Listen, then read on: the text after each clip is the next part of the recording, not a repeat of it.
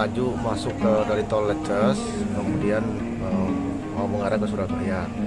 Tepat di TKP, tiba-tiba ada kendaraan di depannya, kendaraan truk ditabrak dari belakang.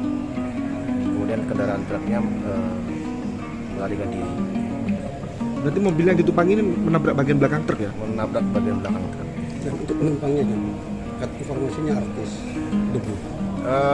Sementara keterangannya demikian, dia drumnya debu. Korbannya ada berapa dan? Korbannya semuanya ada 6. Yang meninggal ada 2, kemudian luka berat ada 2, kemudian yang luka ringan ada 2. Semuanya ditangani di rumah sakit Air Soleh, Probolinggo Kota.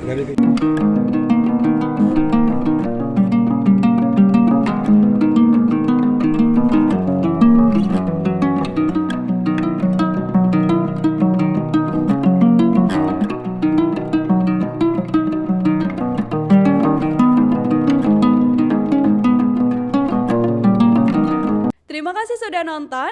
Jangan lupa like, subscribe, dan share ya.